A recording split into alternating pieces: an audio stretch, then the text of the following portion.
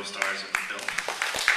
You may recognize Brooke from the TV series Less Than Kind, and so she's flown in from Winnipeg to join us. Wonderful. So mean, Sally. You were so mean in that car. Yes? I'm just wondering, who's really the bully? Was it Sally or Ginny? Who was really the bully, Sally or Ginny? Well, that is the aunt of Sam over there, the other girl in the movie. In real life, no, I think that Sally was definitely the character that was the bully in the end. But that last scene, though, with the car on fire, there's a bit of a debate in the household last night whether or not Ginny should have gone back for Sally or not. So who's the real bully? I am not too sure. Could just be enterprising, you know. You told her, grade up from a squirrel, so, you know, there she is. She's growing as a person. David, tell us a little bit about how you came to be part of this project as a producer. Did you already have a script in mind with your filmmaking partners? How did it work? So this script actually came to me through a screenwriting competition that I founded called the Canadian Short Screenplay Competition. And it's open to writers worldwide, and our writer just happened to be from Calgary. Good man by the name of Daniel Audet, and so Daniel placed third in our very first year of the competition, and we commit to making some of the films.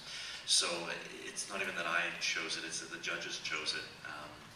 And so what actually happened as well is myself and Lawrence Cohen, our director, and Daniel actually were selected for the National Screen Institute Strand Prize. So we flew up to Winnipeg, we workshopped it there, and that's actually where we found Brooke.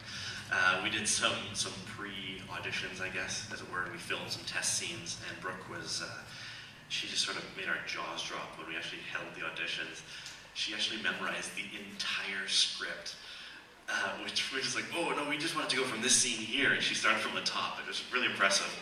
And actually the casting director was like, yeah, Brooke's, she's like that. She kind of likes to impress people. So she certainly made an impression. We flew her out to Saskatchewan and we shot the film with her. So really mean and really smart. That's good. Good for you. So the film is shot in Saskatchewan, and anybody who has been to Saskatchewan in the winter knows it's hard to just live. It's hard to live. But to shoot the film outdoors at night in an open field, tell us a little bit about the logistics. Sure. So we shot for 2 nights, and our evening started at about 4 o'clock. We actually had to drive to location, which was about an hour and a half outside of Regina, in a place called Havelock, Saskatchewan, which isn't even on the map. We actually did an interview with CBC at one point. They're like, we can't even find Havelock. Where is it? So I had to send them a Google map from our call sheets from the day. So the logistics of filming there, I mean, one, we didn't really have running water. Yeah, we filmed just outside of a community hall, and they had this this sort of baseball diamond, and that's where we tow truck the car into. And we made sure it was there a few days in advance so that we had fresh snow over top of everything. But as you know, Saskatchewan can be quite chilly in the winter.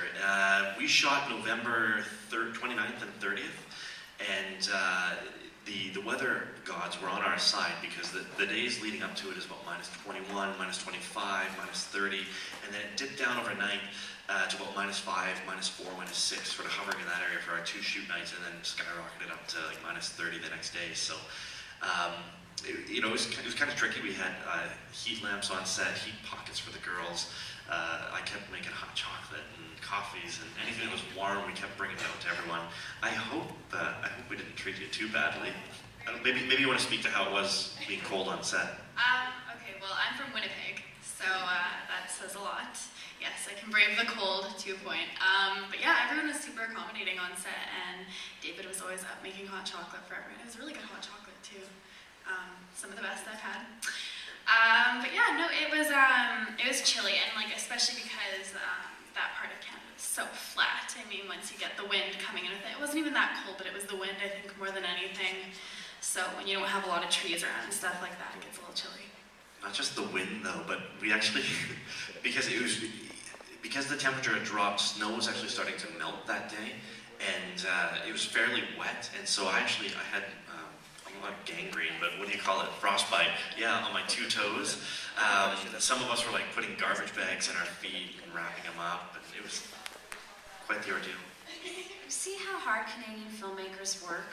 to give you a great ghost story. I think we should all put some kind of telethon together to send them to do some kind of ghost story in, like, I don't know, Mauritius or St. Martin or somewhere. What do you think? Yeah, somewhere. Thank you guys so much for sharing Rusted Pyre with us. Fantastic film.